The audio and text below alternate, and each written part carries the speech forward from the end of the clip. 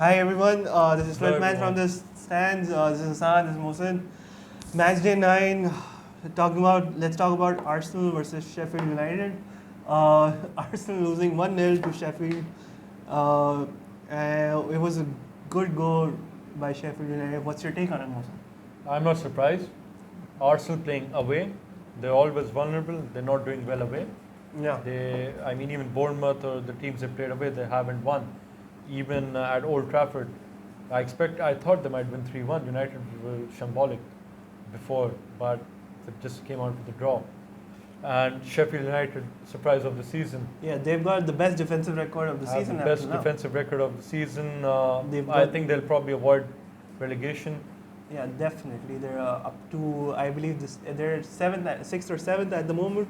They've got the best clean sheets, the most number of clean sheets, and they've conceded the least from open play and overall as well.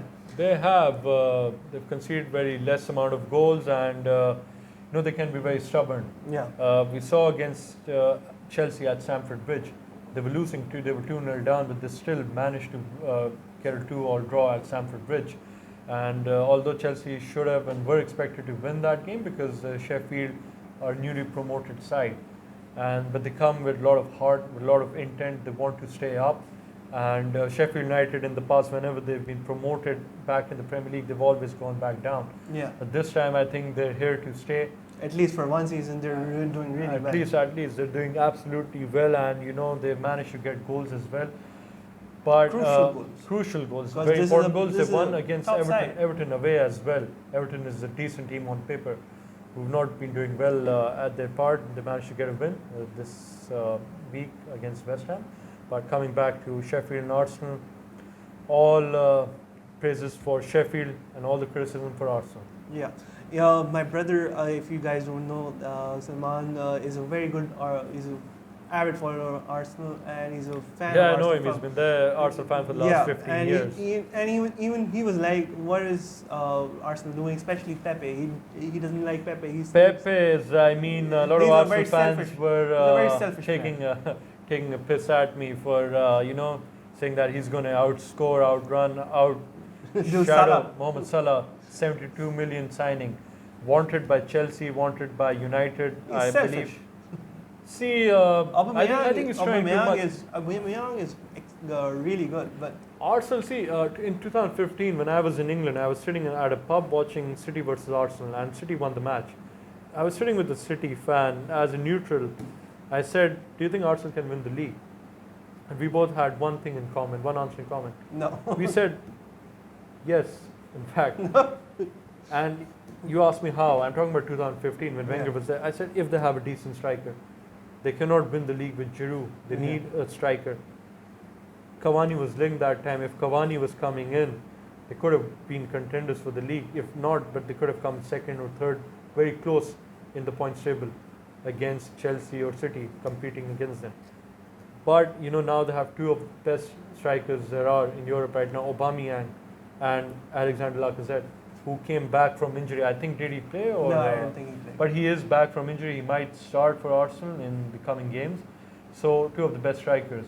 And they have a creative midfielder on loan from Real Madrid, Dani Ceballos. Yes, Ceballos has been a revelation for Arsenal. But the problem is, I think you're paying £350,000 to a player who doesn't play. Emery doesn't play, and his name is Mesut Ozil.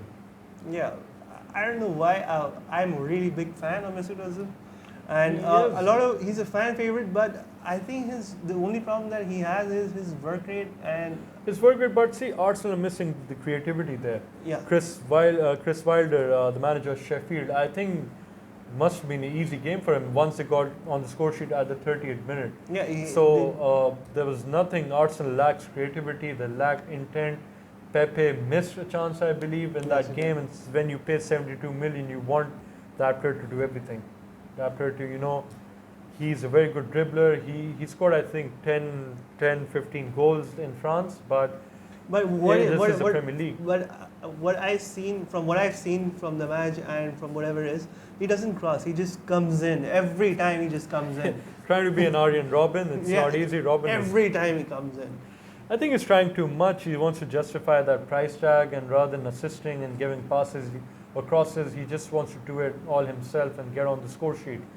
So Arsenal, they're lacking creativity, they're lacking when they're away from home, they're a very poor side. And Sheffield United, like I said, they've been there, they're stubborn, they're going to give you a very hard time. So you can expect them to win it's going to be fun how they play against City. Liverpool had a very tough time against Sheffield. They just came out with 1-0 win. Yeah. So the very tough team to break down. But all of this has been really tough. The Arsenal legends have been really tough on Emery as well. Although Arsenal are sitting, I believe, they're third or fourth. Arsenal were, if they had won, they would have only been, I think, a point behind City. Yeah. And they would have been just like, I think, but still, 7-8 points behind Liverpool. Yeah, but still, questions are being asked about Emery and his managerial capability, and a lot of Emery. When you see Emery, he's not continued from where Arsene Wenger left off. Yes, when I saw the stats on Sky Sports last night.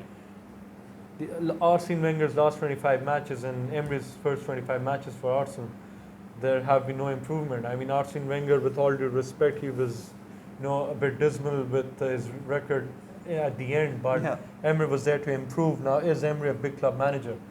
Yeah, every person has their own psychology and their own style and their own system which they want to implement on the. They have, but and Arsenal is known for sticking with their managers and with their system. So. But he doesn't seem to have any ideas. This is where we were talking about in our earlier videos about Frank Lampard. He's lost, I think, 2-3 matches, but he's found a way. He has ideas. He's found a system. And even in the matches that he lost, he's found a system which have worked for him. When he played 3 at the back, it worked for him. The next time he played 2 at the back, he suffered, and he switched to 3 at the back, and it's working for him. So you have to be smart. You have to come with, you have to come with answers. You have to search for questions in those defeats, and then you have to come with the answers on your own. You can't just keep experimenting. You can't just experiment. And Emery is doing well in Europa League, but you have an upcoming player like Martinelli, who's a Brazilian playmaker. I've seen him in the Europa League. He's a very good prospect, but he's not getting a chance in the Premier League. He's lacking that intent, these ideas in the midfield. Granit Xhaka, he's not giving anything in that midfield. Yeah, the problem I think with Arsenal lies at the back, especially with David Luiz and the keeper. David Luiz was a panic buy. Yeah, David Luiz. He's not known for his defensive. He's not the player who you want to replace want to bring in for Koscielny. Yeah, Koscielny might not again be the perfect defender you have in the league, but he was one of the best they had. And losing their keeper as well. Yeah, they've got a really young keeper at the moment, and I think it just shows lack of experience. Lack of ideas Authority. from Emery. Authority. Does he have control in the dressing room? The Ozil situation, he hasn't handled it well. I mean, the player's earning smackaroos. He's taking 350,000 for doing nothing, just training and just being on the bench. I love a job like that. I think everybody would. Everybody would love a job like that. Now you're wasting a player, just throwing the club's money out. And legends have criticized him. So Arsenal, this is happening every season. They start off well, and it's not even February yet. So yeah, they usually taper off immediately after Christmas. But this time they're starting to taper off right now. They do, and the team selection needs to be questioned. So what is your long-term fix? They've spent a lot of money, but they haven't spent in the right areas, and it hasn't worked out for them. And they didn't. Will they go out on spending again in January? And January is still 2 months away. Yeah. Your league position might get damaged. Tough fixtures. They still have to play City. They have to play Chelsea as well. Yeah. But they might get away with Chelsea, but City is going to be tough, and they have to play. It's going to be tough. And next week they're facing Palace at home. Playing for Palace, I'll stick with an Arsenal win. Can be a draw, but I'll still stick with an Arsenal win at home. For me, I'd say Palace has a really good chance of winning because defensively, like I said, they upsetted. They came out with an upset against Manchester United at Old Trafford. Yeah. They won for the first time in decades, many years. I know Van Aanholt, The Dutch left back defender scored a goal, but A late finisher. late finisher. But surprises might be a draw, but I think it's probably an Arsenal win. I think Palace is not going to, win. Emirates, Arsenal are different, a better side at the Emirates. I'm not saying they're 100% good, 100% perfect at the Emirates, but they're still good. And Lacazette and Aubameyang have a good record at home. It's the away matches which is very concerning for them. If you want to do well in the league, you should at least, the least you can do is get a point away from home. All right. So you're saying a win to Arsenal, let's say 1-0? Hard to predict the scoreline, but yeah, I think 2-1, 3-1 to Arsenal. They can't concede a goal because of vulnerable defense, but a win to Arsenal. 2-0, 3-1 could go either way. All right. Thank you, everyone. This has been great. Just do remember to like, share, and subscribe to our channel. Please follow us on Facebook and Twitter as well as leave comments. Give us suggestions. Tell us what you want us to talk about, and hopefully someday we'll fans in. Hopefully one day, someday. But what do you want to talk about? Is there any team we've missed out on and you want us to talk about? They want us to focus more on the EPL, on Champions League, on other factors. Just let us know. Yeah, we'll slowly come to talking about other leagues as well, but I think it's just a start. So we're talking about the Premier League at this moment, and I think that's all for today right now. No, I think Matchday 10.